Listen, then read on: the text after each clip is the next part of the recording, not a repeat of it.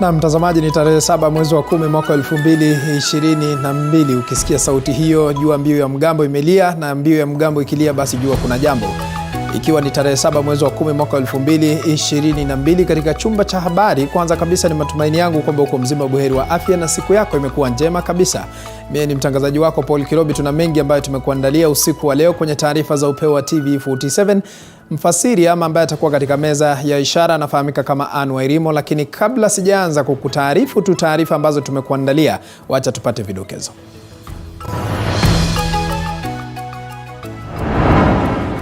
Mbunge wa Sirisia John Waluke ajisalimisha baada ya mahakama kuu kuafiki hukumu yake ya miaka 67. Makali ya njaa yazidi kukeketa wakaazi maeneo mbalimbali kote nchini.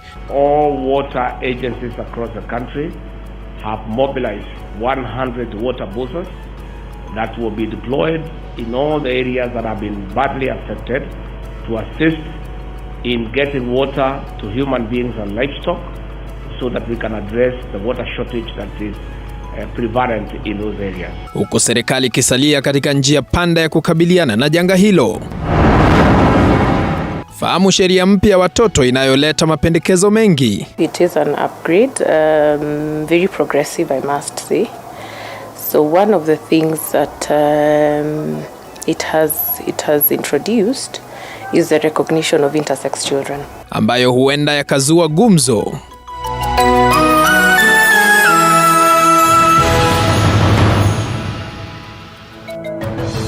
Na mtazamaji, unafuatilia matangazo haya kupitia kwa tovuti www.tv47.co.ke, pale kwenye mtandao wa Facebook ni TV47 Live. Moja kwa moja, mbunge wa Sirisia John Waluke amejisalimisha kotini jijini Nairobi baada ya mahakama kuu kuafiki kifungo chake cha miaka 67 jela kwa makosa ya ulaghai. Waluke alijipeleka katika mahakama ya Milimani Ijumaa alasiri, ambapo alizuiliwa katika seli za kituo hicho akisubiri kuhamishwa gerezani. Flora Limuki na taarifa hiyo kwa kina.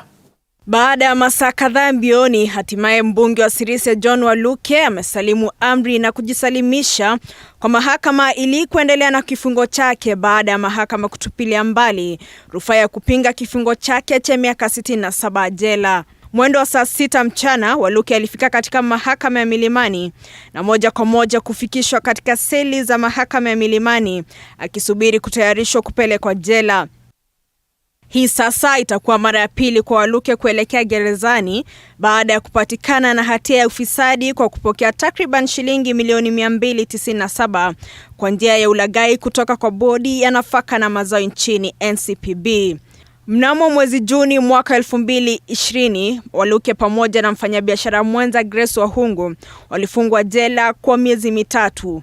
Waluke sasa anaweza kulipa faini ya shilingi bilioni 1 au kukata rufaa katika siku 14 ili kupata uhuru wake. Na Waluke akishindwa kukata rufaa dhidi ya uamuzi huo, basi atapoteza kiti chake cha ubunge kwa sababu angekuwa amefungwa kwa zaidi ya miezi 6.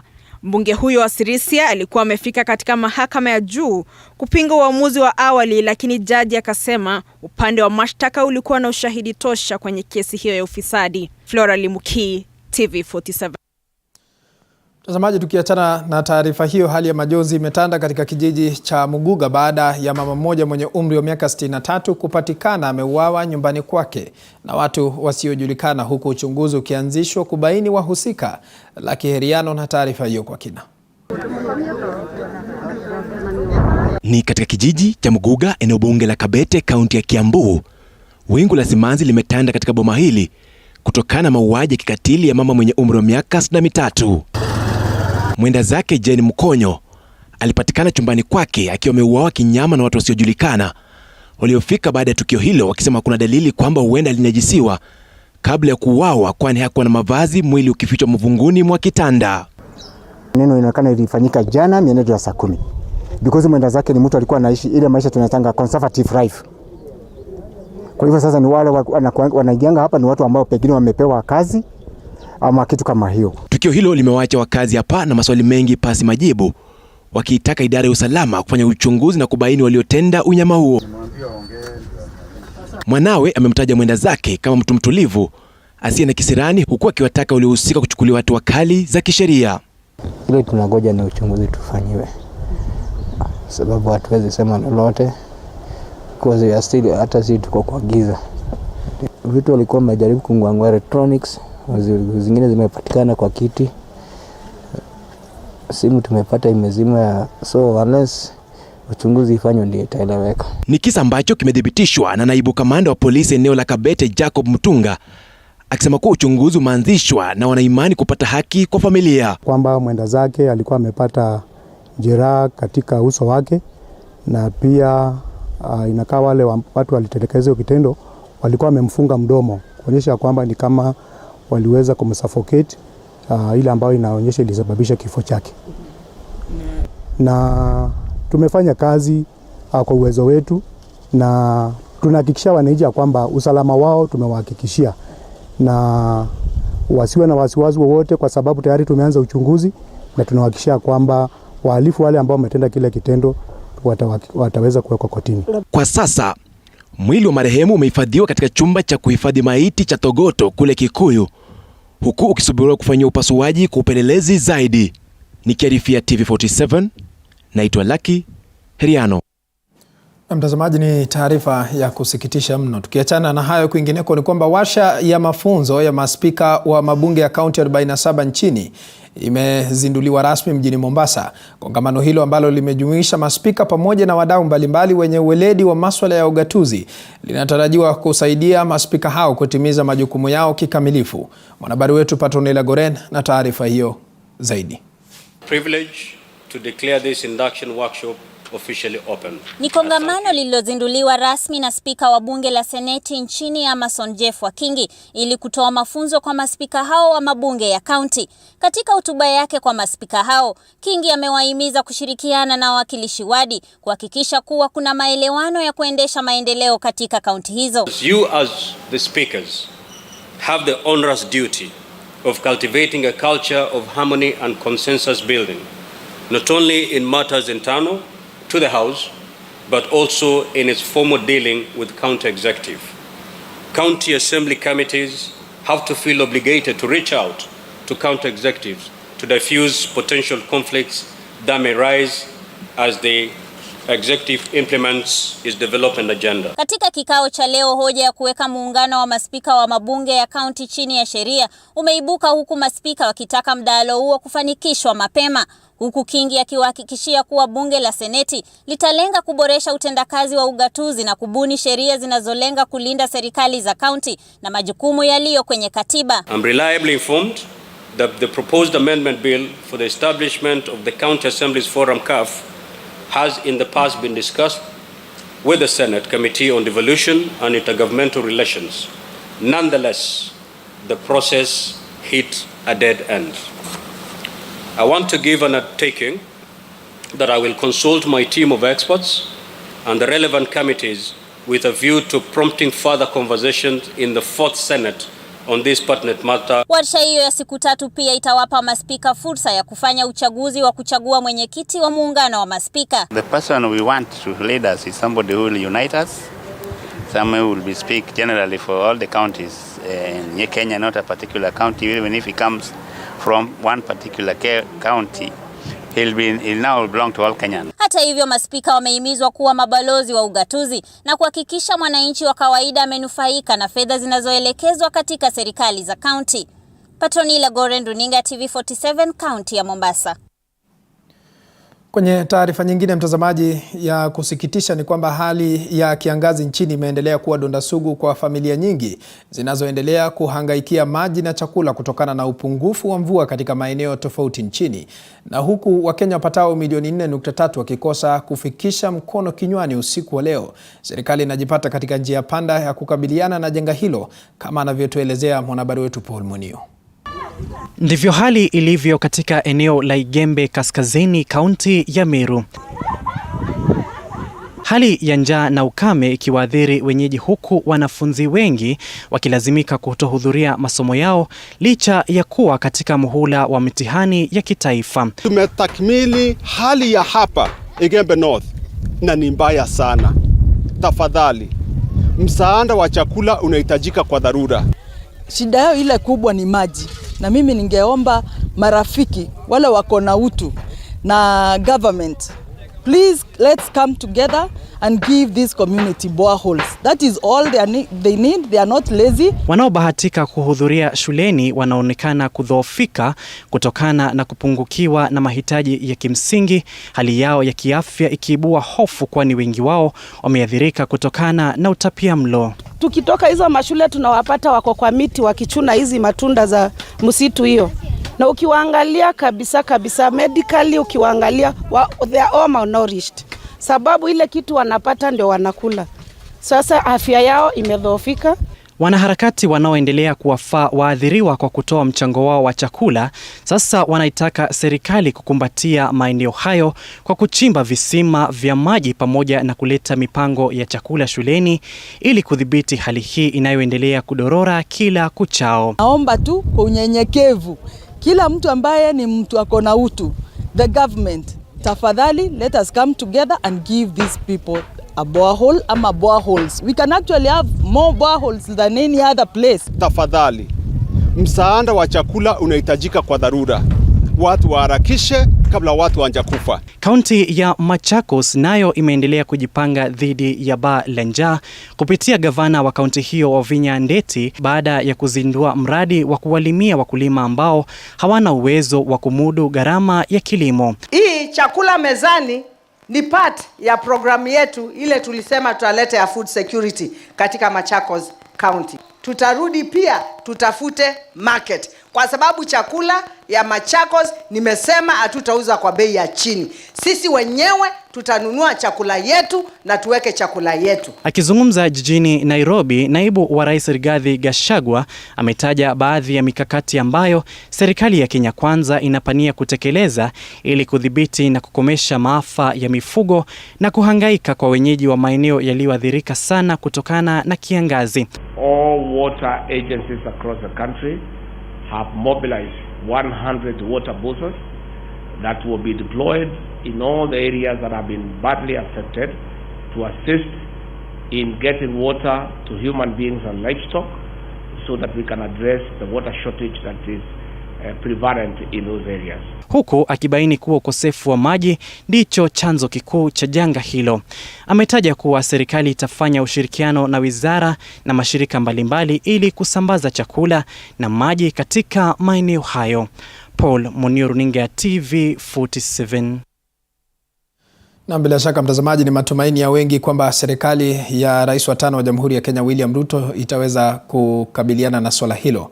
Kwingineko ni kwamba mkewe mwenyekiti wa tume ya uchaguzi Wafula Chebukati, Mary Chebukati, anasemekana kuwa miongoni mwa Wakenya 477 ambao maombi yao ya kuhudumu kama makatibu wakuu yataenda katika awamu ya usaili. Wengine ni gavana wa kitambo wa Narok Samuel Tunai pamoja na wanasiasa wengine waliobwagwa katika uchaguzi wa Agosti 9. Zaidi ya makatibu 15 waliokuwa kwenye serikali ya Rais mstaafu Uhuru Kenyatta pia wanamezea mate nafasi hizi. Stanley Nyaringita na maelezo zaidi. Waliotimwa nje kwenye kinyang'anyiro cha uchaguzi mkuu wa Agosti 9 pamoja na maafisa wa serikali ni miongoni mwa Wakenya ambao wanatafuta nafasi ya kuwa makatibu kwenye wizara mbalimbali katika serikali mpya ya Kenya Kwanza. Kulingana na chapisho kutoka kwa tume ya utumishi wa umma nchini, watu 9154 walikuwa wamemezea mate nafasi hizi, lakini watu 477 ndio waliratibiwa kwenye orodha hiyo. Majina tajika yaliyoko kwenye orodha hii ni pamoja na mkewe mwenyekiti wa tume ya uchaguzi Wafula Chebukati, Mary Chebukati. Gavana wa kitambo wa Narok Samuel Tunai pia anamezea mate nafasi hii pamoja na aliyekuwa mbunge wa Lang'ata Nixon Korir, aliyekuwa mbunge mteule Isaac Mwaura, aliyekuwa anawania kiti cha ugavana Kilifi Jonathan Muweke na mgombeaji wa useneta Kesi Joash Maangi. Makatibu zaidi ya 15 walioko kwenye serikali ya Rais mstaafu Uhuru Kenyatta pia wanataka kuendelea na utekelezaji wa majukumu yao. Katibu wa Wizara ya Afya Susan Mochache alituma ombi lake pamoja na Kevit Desai, Nancy Karigithu, Esther Koimet na Margaret Mwakima. Katika Wizara ya Elimu, Sara Ruto na Simon Nabukwesi pia wameorodheshwa. And when we look at those names, we see that many of those names are familiar names. Some of them are people who are recycled. Some of them are people who have the history of corruption. Orodha hiyo hata hivyo tayari inazua hisia mseto, huku kiongozi wa chama cha Roots Professor George Wajakoya akisema kwamba haifai.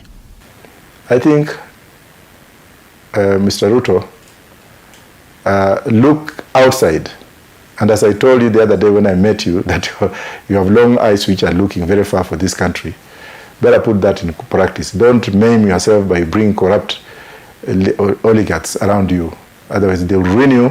Shughuli ya kuwasailisha watu hawa 477 hadi wafike 49 itaanza tarehe 12 na kutamatika tarehe 22 mwezi huu. Stanley Nyaringita, TV47, Nairobi. Naam, taarifa hiyo ya Stanley Nyaringita kwa sasa inatupeleka katika pumziko mafupi, lakini tukirejea tunakuja na mengi zaidi. Kumbuka unazidi kufuatilia matangazo haya kupitia kwa mtandao wa Facebook ambayo ni TV47 Live, kwa mtandao wa YouTube ni TV47 Live, na vile vile tovuti ni www.tv47.co.ke. Nambari ya rafa ni 22047. Wacha tuchukua pumziko mafupi, mwendo wa baadaye nitakuwa nasoma zile arafa ambazo zitakuwa zimeingia.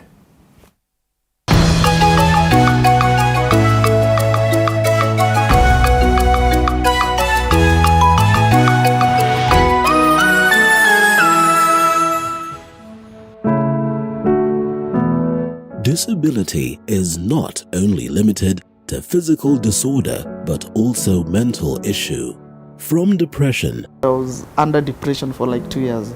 Bipolar. Bipolar disorder is a mood disorder. And even suicidal thoughts. When I was just about to hang myself, a certain voice just talked to me, and I believe that was God. I tried suicide more than 6 times. Beyond the Limit has gone beyond its limit to find answers so as to help everyone go through life with ease. Join Muthoni Maina every Saturday at 7:30 p.m.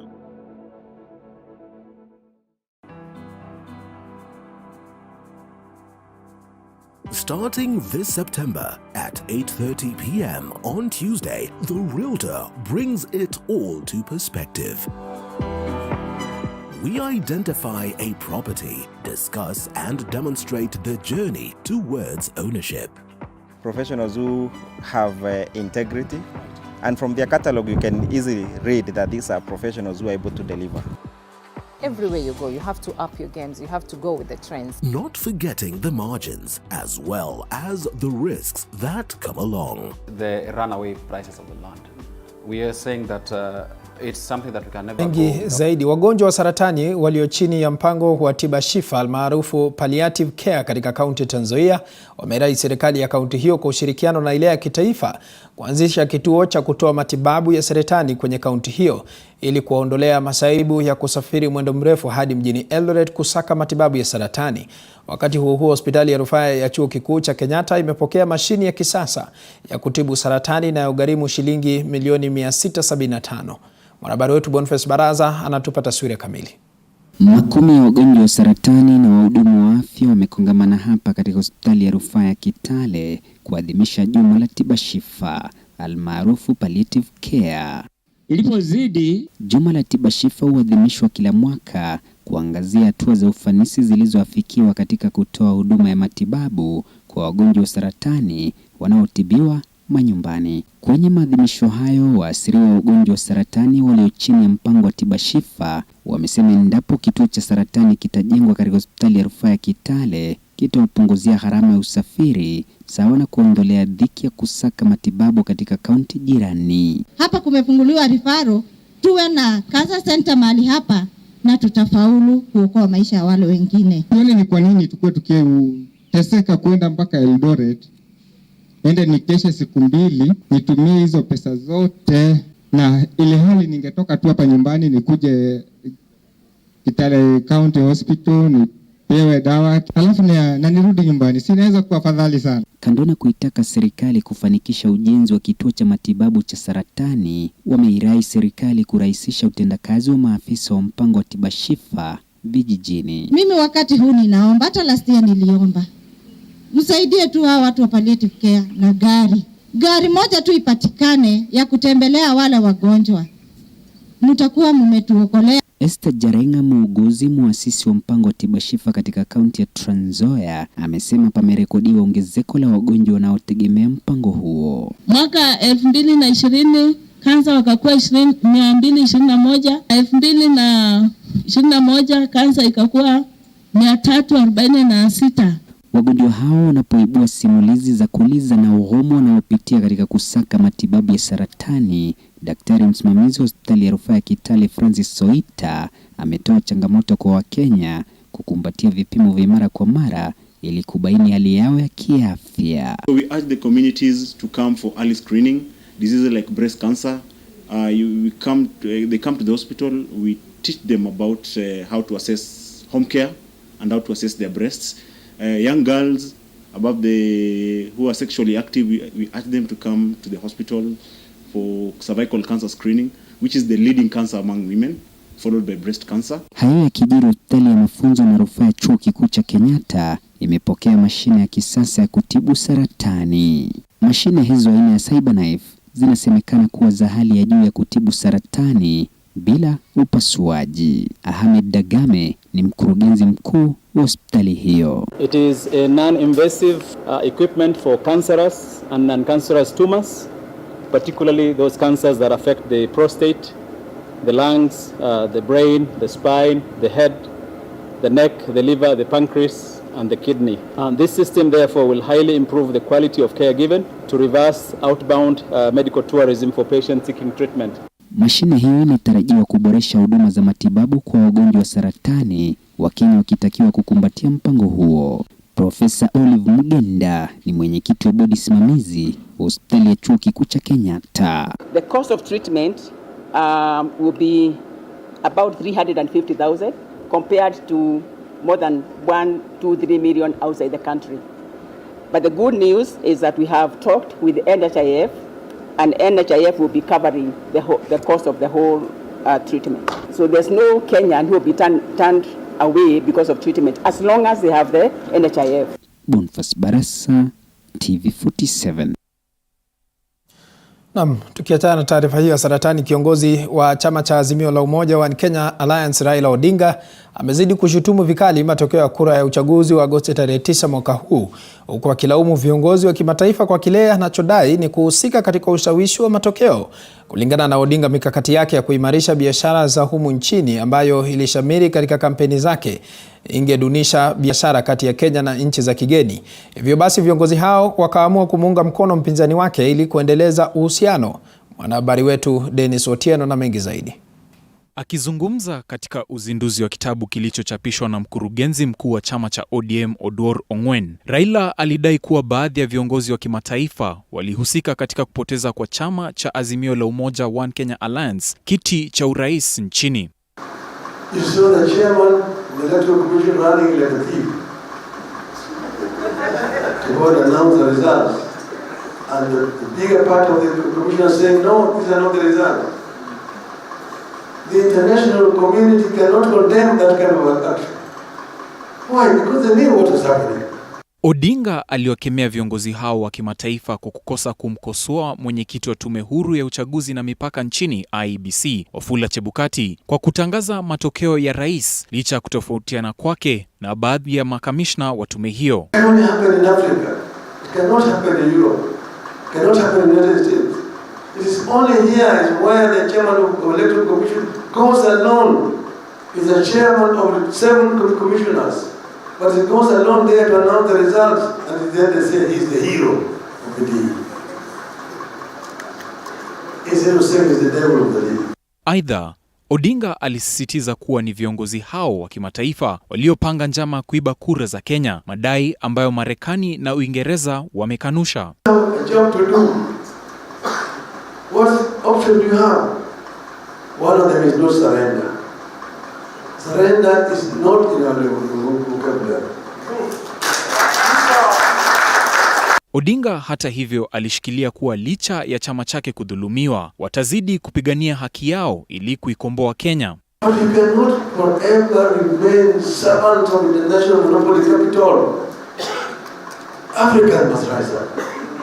And there's a solution to this. Wakati huo huo, Odinga aliwarai viongozi wa Afrika kutumia rasilimali ili kujinufaisha na kujiboresha kama Afrika. The richest continent in terms of resources is not the poorest. Why? Because true African democrats who believe in Africa and using African wealth for the benefit of the African people have not been able to get power to do so. And the international monopoly capital is not comfortable. When you talk about making Kenya a manufacturing hub to supply the whole of Eastern and Central African region, those people are not happy.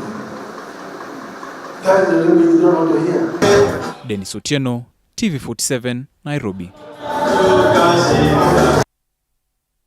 Tukiachana na taarifa hiyo, mtazamaji, kwingineko ni kwamba bunge la kitaifa limekaribisha umma kuwasilisha maoni yao kuhusiana na baraza la mawaziri 22 lililoteuliwa naye Rais William Ruto, kukiwemo mwanasheria mkuu wa katibu wa baraza la mawaziri kabla ya wiki ijayo kukamilika.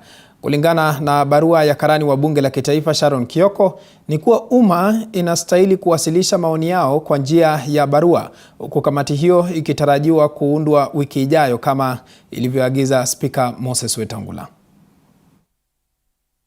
Shughuli za bunge zinatarajiwa kuanza rasmi wiki ijayo, bunge la kitaifa likiwa na mengi muhimu ya kuangazia, kukiwemo kuunda kamati 4 muhimu ambazo zinatarajiwa kutoa mwelekeo zaidi kwa shughuli za bunge. The House will be adjourned until Tuesday, the 11th of October 2022 at 2:30 p.m. Na spika wa bunge la kitaifa Moses Masika Wetangula ni kuwa bunge linatarajiwa kuunda kamati ya shughuli za bunge, kamati ambayo itapishwa kuundwa kwa kamati ya uteuzi kwa shughuli hiyo muhimu, majina tayari ya walioteuliwa kuhudumu kama mawaziri wakuu yakiwa yamewasilishwa bungeni. Mchakato huo wa kuwapiga msasa waliochaguliwa kuhudumu huenda ukaanza juma lijalo, kwani bunge linatarajiwa kuunda kamati hizo mwishoni mwa juma lijalo, kujulishwa walioteuliwa kufika bungeni baada ya juma moja. The names of the members of the House Business Committee, the clerk is hereby directed to cause the list to be published in the order paper on Tuesday, 11th October 2022. The clerk is also directed to ensure that the names of the members to serve in the Committee on Selection and the Committee on Appointments are presented to the House Business Committee when the committee sits on Tuesday, 11th October 2022. Yanajiri hayo, umma ukitarajiwa kutoa maoni yake mbele ya kamati ya uteuzi bungeni kuhusu baraza la mawaziri lililochaguliwa na Rais Ruto kuhudumu naye kwa kipindi cha miaka 5 ijayo, kamati ambayo mwenyekiti wake ni spika wa bunge la kitaifa. Kamati hiyo inatarajiwa kuwajuza wale walioteuliwa kama waziri siku na wakati watakaofika mbele ya kamati hiyo, muda ambao sio chini ya siku 7 baada ya kukamilisha shughuli ya kuwapiga msasa mawaziri hao. Wanatarajiwa kuandika ripoti yao, ripoti ambayo huwasilishwa bungeni kujadiliwa na ambapo inaweza kuidhinishwa au kukataliwa. Remember, previously we were notified by the Honorable Junet. It's actually now the Honorable Wandai to notify the leadership and the speaker on who your whips are. That with respect to any member belonging to any party other than a parliamentary party, as your speaker, I will endeavor to ensure the power afforded to me by Standing Order 174(2)B is upheld. I will not accept or approve any list of committee membership that does not take into account the interests of independent members and parties other than parliamentary parties, the ones we commonly refer to as small parties. Aidha, bunge pia lina kibarua cha kuunda kamati ya shughuli za bunge, huku kukiwa na malumbano katika vyama vya kisiasa kuhusiana na wale watakaowakilisha katika kamati hiyo muhimu. Elizabeth Mutuku, TV47, Nairobi. Naam, taarifa hiyo Elizabeth Mutuku kwa sasa itatupeleka katika mapumziko mafupi. Nimekuwa nikipitia zile ujumbe ambazo zinazidi kuingia hapa. Kosgei Yator kwenye mtandao wa Facebook anasema, natazama nikiwa Majengo, Kanamai, Kilifi South. Azimio waache za ovyo kweli, walishinda kwa opinion polls, lakini opinion polls ni ya uongo. Mwingine ambaye anafahamika kama Morris Linyoni anasema, natazama nikiwa katika kaunti ya Mombasa. Zidi kutuma arafa na mimi nitakuwa nasoma hapa studioni, lakini kwa sasa wacha tuchukue mapumziko mengine mafupi, kisha baadaye tutakuwa tunarejea na mengi zaidi. Usiende mbali.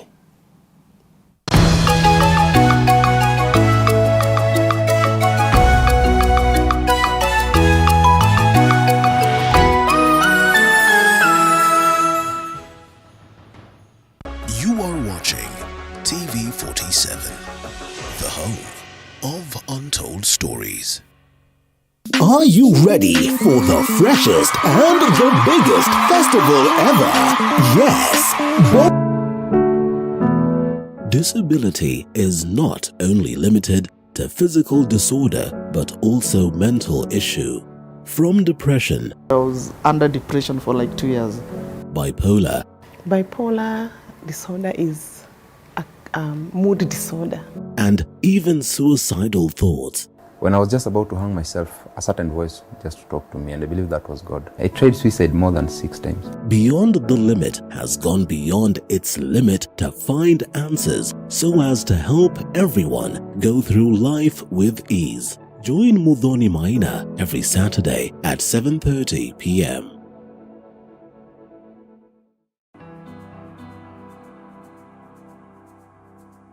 Starting this September at 8:30 p.m. on Tuesday, The Realtor brings it all to perspective. We identify a property, discuss and demonstrate the journey towards ownership. Professionals who have integrity, and from their catalog you can easily read that these are professionals who are able to deliver. Everywhere you go, you have to up your games, you have to go with the trends. Not forgetting the margins as well as the risks that come along. The runaway prices of the land. We are saying that it's something that we can never go without mentioning. Any developer will not go without mentioning the price of land. Don't miss out.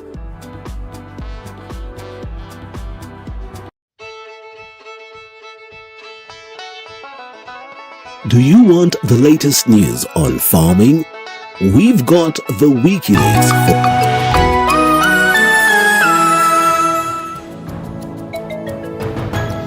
Naam, karibu tena mtazamaji, ni kupashe mengi zaidi. Kwenye taarifa nyingine ya kusikitisha ni kwamba mahakama ya Nairobi imemhukumu mjakazi wa miaka 20 kifungo cha miaka 5 gerezani baada ya kupatikana na hatia ya kumlisha mtoto wa miezi 5 makamasi na uchafu kutoka sehemu zake za siri. Mjakazi huyo ambaye ni mama wa mtoto wa miaka 3 wanadaiwa kuingiza vidole vyake katika sehemu zake za siri na kuviweka mdomoni kwa mtoto huyo. Violet Auma ametuandalia ripoti hii ya kushangaza pamoja na kesi za uchaguzi kutoka mahakamani.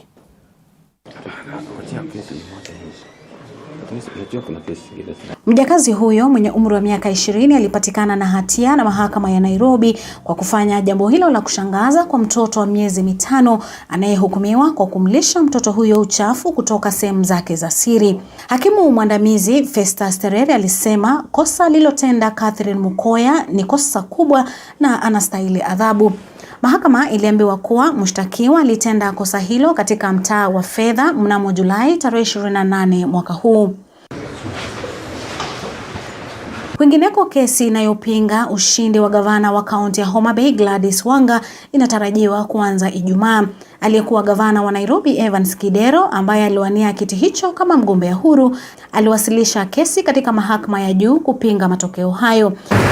That the hearing shall commence on 24th of November 2022.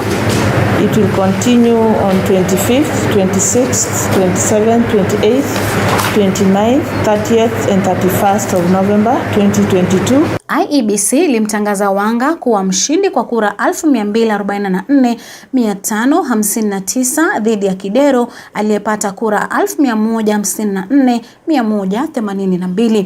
Tukisalia mahakamani, mbunge wa kaunti ya Wajir Fatuma Gedi sasa anataka kesi iliyowasilishwa kupinga ushindi wake kama mwakilishi wa kina mama kutupiliwa mbali. Jeho anadai kuwa aliyekuwa mwakilishi wa wanawake kaunti ya Wajir Fatuma Gedi hakuwasilisha kesi hiyo mahakamani kwa wakati ufao kisheria. County MP for Wajir was not served with the petition, and we came for directions, and Justice Gitari directed that we appear on Friday next week at 3 p.m. to argue our application to have that petition dismissed. Jeho alishinda kiti hicho cha mwakilishi wa wanawake kwa kura 36,64 na kuwashinda wagombea wengine 11 waliokuwa wanawania kiti hicho. Ombi hilo litasikizwa Ijumaa wiki ijayo. Nikiripotia runinga ya TV47, naitwa Violet Auma. Na mtazamaji, tukiachana na taarifa hiyo, nyoka wameendelea kuvuruga amani ya wakazi katika kaunti ya Baringo, huku vifo 6 vikishuhudiwa na watu zaidi ya 387 kuripotiwa kuumwa na nyoka katika kipindi cha miezi 6 iliyopita. Kinachomnyima usingizi wahudumu wa afya ni uhaba mkali wa dawa ya kupunguza sumu ya nyoka, kama anavyotuelezea mwanahabari wetu Bitizwetare.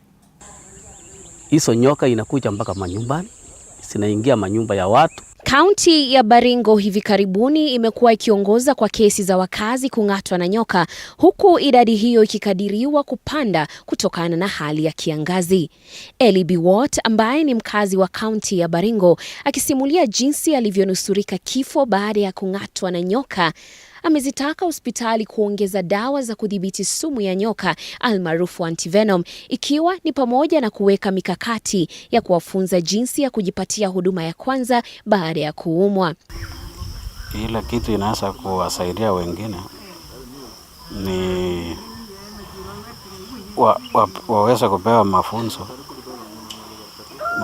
jinsi ya kujiweka baada ya kuumwa na nyoka ama kuhisi hatari yote imetokea, ndio waweze kukimbia pale kwa hospitali.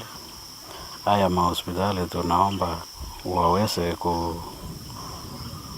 kuweka haya madawa ya kutibu magonjwa kama haya ya kuumwa na nyoka. Washikadau kutoka shirika la Snabik Kenya walisema kukithiri kwa kesi za watu kung'atwa na nyoka kumepelekea kuathirika kwa watu zaidi ya 387, huku idadi hiyo ikikadiriwa kuwa juu zaidi, ikikumbukwa kwamba kunao ambao hawajaweza kufika hospitalini na kupokea matibabu. And when we look at the statistics which for Baringo County government, we've lost close to 400 people in the last 6 months alone. And these are reported cases. We do not know the other numbers of unreported cases which do not come to a health facility or which do not get captured in any form of data. Chifu wa kaunti ndogo ya Lelmen, Joshua Kipsere, akithibitisha kifo cha waathirika 6 wa kung'atwa na nyoka, amebainisha kuwa madhara ya mabadiliko ya tabia nchi na hali ya kiangazi inayoshuhudiwa imepelekea kesi hizo kuongezeka, huku akiongeza kwamba nyoka hao hujificha katika barabara wanazotumia wakazi. Lost around 6 to 7 people within this area ama ile wameumwa na hiyo nyoka. Sana wanakaa karibu na mahali watu wanapita, yaani hii mambo ya tunaita barabara ya miguu ama ya kukanyaga na miguu.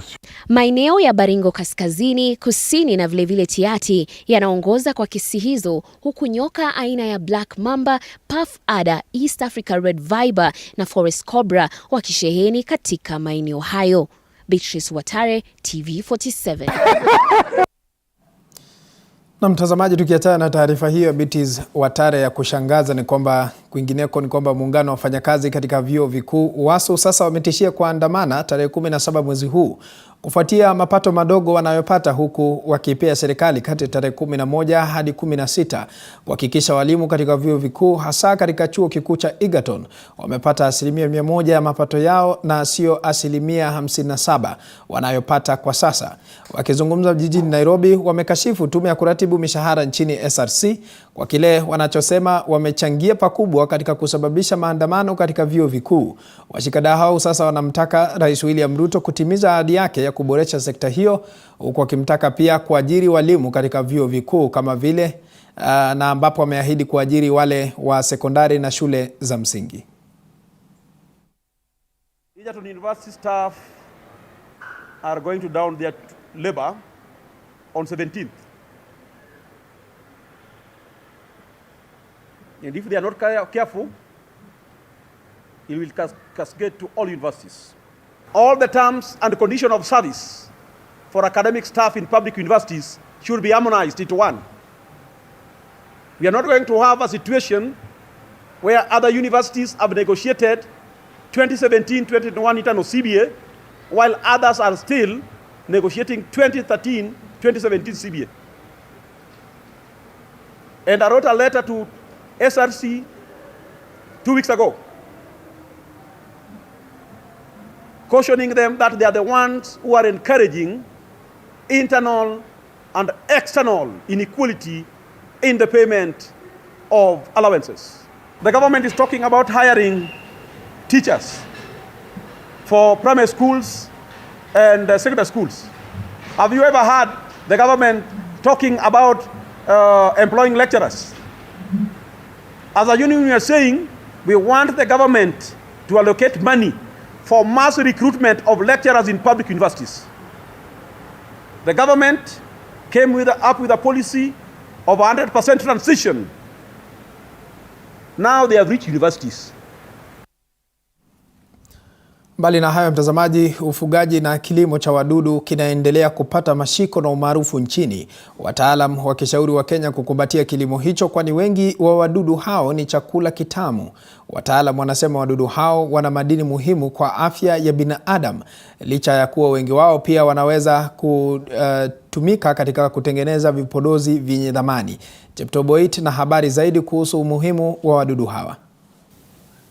Ukataji wa miti umeendelea kupunguza ukuaji wa makazi asili ya konokono wakubwa ambao asili yao ni Afrika, huku wajasiriamali kwa sasa wakifanya jitihada zote kutengeneza na kutafuta soko la bidhaa zinazotokana na wadudu hawa, ikiwemo vipodozi na chakula.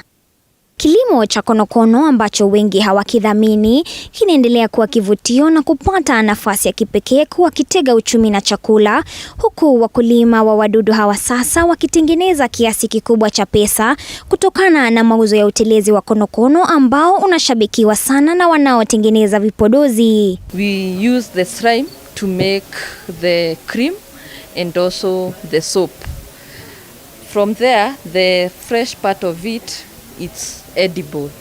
It got high nutritive value in terms of amino acids, which are higher than that of poultry and the chicken. It got a lot of omega-3. It got selenium to boost immunity, and its meat is low in cholesterol, so it's good in managing the lifestyle diseases like the cardiovascular, the hypertension, diabetes and such. Lita moja ya bidhaa hii telezi ya konokono inagharimu shilingi 1200, konokono moja akiwa na uwezo wa kutoa mililita 7. Hii ina maana mkulima anastahili kuwa na konokono zaidi ya 300 kuzalisha lita moja. Hilo linawezekana kwani konokono moja ana uwezo wa kutaga mayai 300 kwa miezi 3, kisha inachukua siku 21 kuanguliwa. After they hatch, the young ones will take up to 5 months so that they can start giving you the bioproducts. One of the bioproducts we have is the slime. This is the slime. And this, as you can see here, this is the snail itself. The snail have 3 major components. We have the shell, we have the flesh, and then we have the watery part of it. Mudhui, mtafiti wa kilimo cha konokono katika chuo kikuu cha kilimo na teknolojia cha Jomo Kenyatta, anasema utelezi unaoachwa na konokono unaweza tumika kutengeneza mafuta ya kujipaka na sabuni, na kwamba utafiti tayari umeanzishwa kubaini iwapo inaweza kutumika kutibu kikohozi. The slime is undergoing some research where we are manufacturing the cough syrup. So it also have the pharmaceutical sense of it, and that one is what is currently under research. Then the other part, which is the shell, the shell is 98% calcium carbonate. So itself is a rhyming material. For one, we can grind it to get the calcium powder.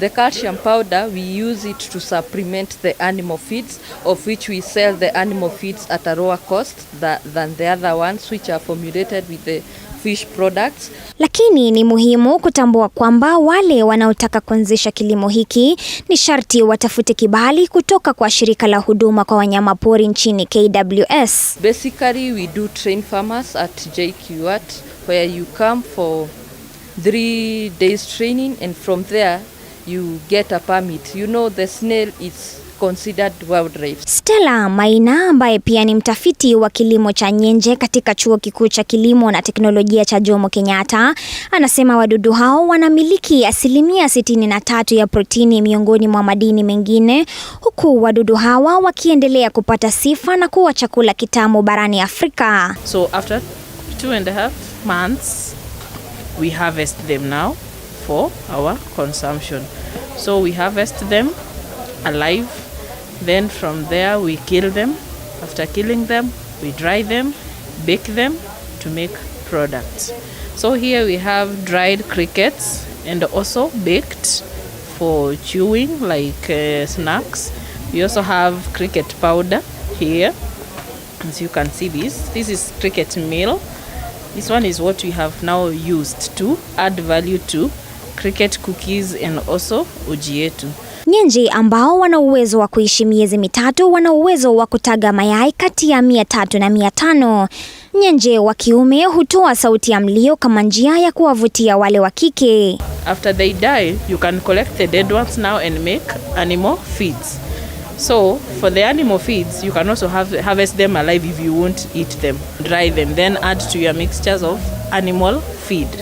Then from there we have the cleaning at the end of the whole process. And at the end we get manure, which is very, very nitrogenous into our farm, and it is also rich in phosphorus. And it is very organic. You won't use fertilizer while using cricket manure. Kilimo cha wadudu sasa kinatambuliwa nchini na tayari kimekuwa maarufu, watafiti wakisema wana virutubisho zaidi na vinaweza kutumika kama mboga kutokana na asili yake ya protini, hasa msimu huu ambao taifa linakumbana na ukame. Chepto Boit, runinga ya TV47, Nairobi. Asante sana mwanahabari wetu Chepto Boit kwa taarifa hiyo. Mtazamaji, sijui kama ulikuwa umepata siri hiyo, jinsi ya kuweza kuwekeza na kupata manufaa baadaye. Kwingineko ni kwamba familia moja kutoka kijiji cha Bendere eneo bunge la Kapenguria katika kaunti Pokot Magharibi inaomba msaada wa matibabu kwa mwanao ambaye pia ni mtahiniwa wa kidato cha 4 anayehitaji matibabu ya dharura mjini India ili kumwezesha kufanyiwa upasuaji wa saratani ya damu. Unapozuru boma hili katika kijiji cha Bendere eneo bunge la Kapenguria kaunti ya Pokot Magharibi utampata Bi Ekla Senge mwenye mawazo mengi. Masimango hayo ni kutokana na hali aliyopo mwanae kwa jina Melvin Chabor anayeugua maradhi ya saratani ya damu. Kwa mujibu wa mama huyu, mwanae ametaabika pakubwa na ugonjwa huo tangu alipotambulika kuwa nao, huku juhudi za kutafuta matibabu humu nchini zikiambulia patupu. Ugonjwa wake ilianza kimchezo. Ilianza kama malaria, kidogo typhoid, kidogo tonsils, kidogo sijua tumbo, alsas, hivyo tu. Tukitibu on off, tunatibu Kapenguria. Mustali tu hizi ziko tu Westpokot mpaka Tororo huko hapa PCFC. Ni dhahiri kwamba hali hii imeonekana kuathiri pakubwa elimu yake, kwani amelazimika kukosa shule mara kwa mara licha ya kwamba anapania kufanya mtihani wake wa KCSE mwaka huu katika shule ya upili ya wasichana ya Kepsis, kaunti ya Kericho, ambapo ndoto yake ni kuwa daktari wa saratani. So we discovered that I'm suffering from acute leukemia. I underwent chemotherapy for almost 3 months.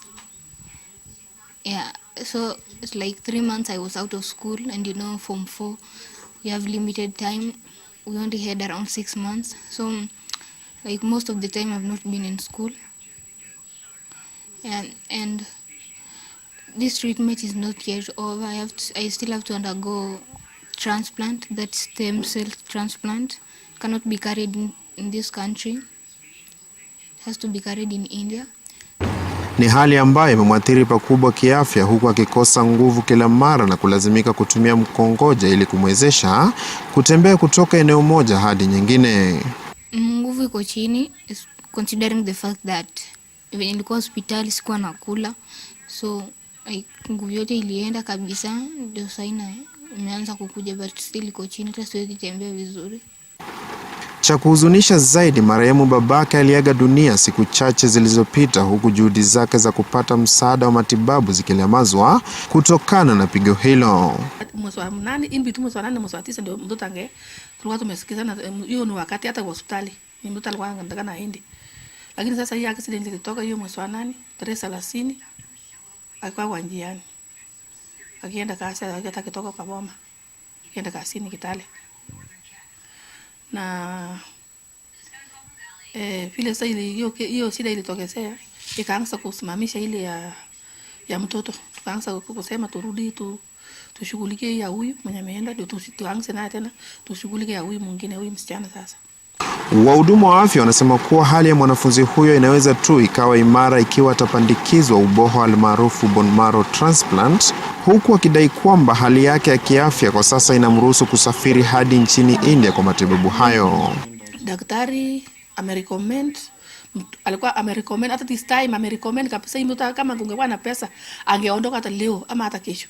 Yeye mwenyewe ameona mtoto anaenda clinic baada ya 2 weeks anaangalia amerecommend mtoto ako stable, anaweza sahi anaenda sasa na kama successful, kwa sababu sasa ako kwa ile state ile anaweza kustahimili kuingia kwa ile mambo ya hiyo stem transplant na hata mambo ya kwenda na ndege yamerekomanda kwa sawa. Kwa sasa kinachotarajiwa na familia hii ni matibabu ya mwanao ili aweze kurejelea hali yake ya kawaida.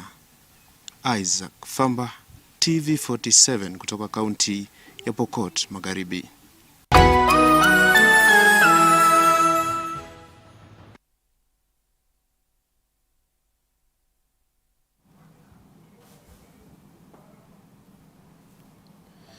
Na mtazamaji, kwa sasa tunaingia michezoni ambapo washikadau husika wa tenisi nchini wanaojulikana kama Plyon Kenya wamezindua uwanja wa tenisi wenye kiwango cha kimataifa unaojulikana kama Paddle Court kwa mara ya kwanza nchini katika klabu ya michezo ya Nairobi Jaffrey.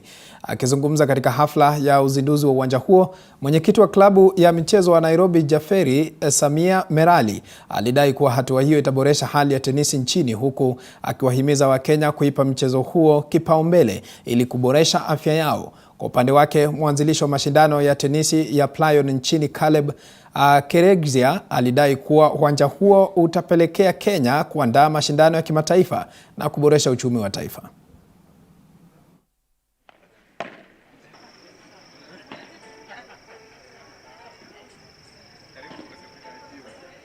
I think most of you have had the opportunity to watch people play or have had a chance to play in the last couple of weeks that it's been open. I've been here a couple of times, loved it. I had seen it in Dubai the first time and always thinking that when will such a thing come to Kenya? But these days Kenya is so far ahead. We're like a leading edge in this part of the world. So it's great to see that we also have a facility like this here. Always play the traditional sports. The footballs, the tennis, the squash, and the cricket. This is spice. So any of you who like spice, this is the place to be. I hope you guys are going to make it a good place to be so that we can make it grow. Our intention is to make sure that we have more than one court going forward so that we can make this the hub of paddle tennis. And I look forward to everybody coming through and making it a success for us. Tukiachana na taarifa hiyo, kwingineko ni kwamba mkufunzi mashuhuri wa utunishaji misuli Robert Phil wa Uingereza amewasili nchini kwa mashindano ya Afrika Mashariki ambayo yatafanyika siku ya Jumamosi mjini Eldoret. Phil, ambaye anatambulikana kama the wellness creator kutokana na kushamiri kwake katika mchezo huo, atakuwa mwamuzi kwenye mashindano hayo yanayoandaliwa kwa mara ya kwanza nchini. Zaidi ya watunishaji misuli 150 kutoka Kenya, Uganda na Tanzania, akiwemo bingwa wa zamani barani Afrika Evelyn Owala, wanatarajiwa kushiriki waking'ang'ania kitita cha shilingi milioni 1.